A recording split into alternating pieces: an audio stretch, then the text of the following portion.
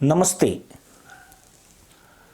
मध्य पूर्व में Israel Hamas के बीच छिड़ी जंग अब उस खतरनाक मोड़ पर पहुंच गई है जिसकी आशंका पहले जताई जा रही थी। यानी मिडिल ईस्ट की जंग अब मिडिल ईस्ट तक सीमित नहीं रहने वाली है। पिछले कुछ घंटों में जो कुछ हुआ उसके बाद विध्वंस का खतरा काफी बढ़ गया है। किसी बड़े युद्ध की तैयारी बिल्कुल सामने दिख रही है। किसी भी पक्ष के लिए कदम पीछे खींचना अब शायद ही मुमकिन हो। यह बात यमन में हूती के ठिकानों पर हमले के बाद की जा रही है।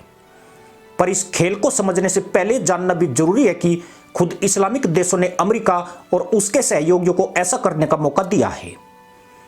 इराक, लीबिया, सीरिया और अफगानिस्तान के बाद उन्हें और ज्यादा मुसलमानों को निपटाने का बहाना मिल गया है।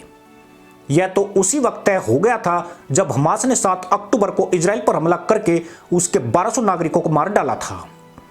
अमेरिका और इजराइल ने उसी समय रणनीति बना ली थी कि इस लड़ाई को यमन और लेबनान तक ले जाया जाएगा। यही वजह थी कि अमेरिका ने बिना वक्त गवाए अपनी घातक पनडुब्बी और युद्धपोत भूमध्य सागर व लाल सागर में तैनात कर दिए थे। लेकिन अमेरिका को मोहल्ले के मुल्लाओं पर हाथ खोलने का मौका नहीं मिल रहा था। पर बीते कुछ दिनों में हूती ने अरब सागर में 27 जहाजों पर हमला करके अमेरिका को हाथ खोलने का अवसर दे दिया है। वहीं इजराइल भी लेबनान के हिजबुल्लाह का चूल्हा ठंडा करने का ऐलान कर चुका है। मजे की बात यही है कि जो मुस्लिम आतंकी खुद को धूर्त मुल्ला पॉलिश का खिलाड़ी मानते हैं वे इजराइल अमेरिका के रिश्तों और उनकी रणनीति को समझने में नाकाम रहे हैं। वहीं हमने अपने विश्लेषण में अक्टूबर में बता दिया था कि इस बार सिर्फ हमास ही नहीं निपटेगा बल्कि हिजबुल्लाह और हूती भी बुरी तरह पिटेंगे। हैरत नहीं है कि जैसा हमने कहा था अब उसकी शुरुआत हो चुकी है। दरअसल अमेरिका को पहले आभास था कि गाजा में इजराइल के हाथों पिट रहे इस्लामिक आतंकी तमाम इस्लामिक देशों से मदद की गुहार लगाएंगे।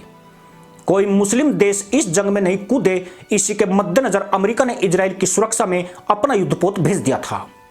लेकिन हिजबुल्लाह और हूती जैसे मुस्लिम आतंकी संगठनों को आगे करके ईरान, तुर्की जैसे इस्लामिक देश धूर्त मुल्ला पॉलिसी खेल सकते थे। और जैसी अमेरिका को आशंका थी हुआ भी ठीक वैसा ही। इजराइल हमास जंग के चलते हूती ने अरब सागर में मालवाहक जहाजों को निशाना बनाना शुरू कर दिया, जिसके बाद अमेरिका और ब्रिटेन ने हूती के ठिकानों पर हमला करके वहां भारी तबाही मचा दी है। रात 2:30 बजे हुए इस हमले में 70 से ज्यादा हूती हूर मिलन पर निकल गए हैं, जबकि सैकड़ों की हालत तशरीफ उठाने झुकाने की स्थिति में नहीं है। इस हमले के बाद हूती ने भी वही मुल्लाई बकलोली की जैसी गाजा में इजराइल के हमले के बाद ईरान ने की थी।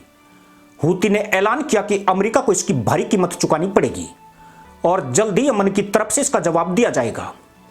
यहां यह भी ध्यान देने वाली बात है कि अक्टूबर से लेकर दिसंबर के मध्य तक ईरान ने इजराइल को इतनी धमकी दी कि उसका नाम ही धमकीस्तान पड़ गया था।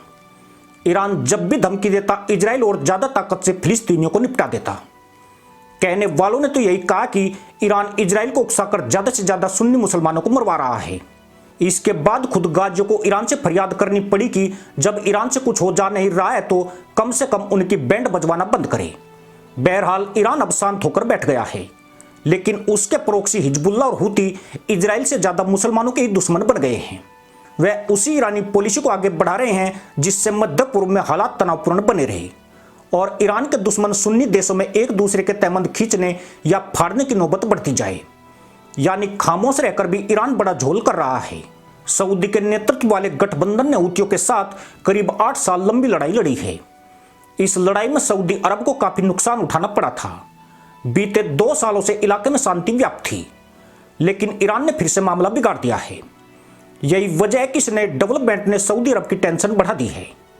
अपनी दक्षिणी सीमा पर सऊदी कोई नया संघर्ष नहीं देखना चाहता है। उसकी निगाह अपनी आर्थिक ताकत बढ़ाने पर है और इस समय वह शांति स्थापित करने को ज्यादा तरजीह दे रहा है। पर ईरान वो चतुर्सिया देश है जो अपने ऐतिहासिक दुश्मनों को इतनी आसानी से नहीं छोड़ सकता है। न वो सुन्नियों को मुसलमान मानता है और न सुन्नी उसे मुसलमान मानते हैं। लेकिन इसके बावजूद ईरान ने इजराइल के हमास पर हमले को इस्लाम पर हमला कहकर प्रचारित किया है। ईरान को बड़ा धक्का यही लगा कि खाड़ी के सुन्नी देश इजराइल के खिलाफ युद्ध में नहीं उतरे, अन्यथा उसका मकसद तो यही था कि इन्हें इजराइल के साथ भिड़ाकर पतली गली से निकल लिया जाएगा। ईरान हार मानने वालों में नहीं है। जब तक इजराइल हमास में जंग चल रही है वह यहां तनाव पैदा करता रहेगा।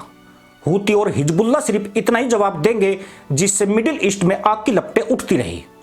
यूं भी मुल्ला मुल्क सिवाय मुल्लाई बकलोली करने के कुछ अधिक करने की औकात नहीं रखते हैं। इसी के साथ अनुमति दोस्तों, जय हिंद, वंदे मातरम।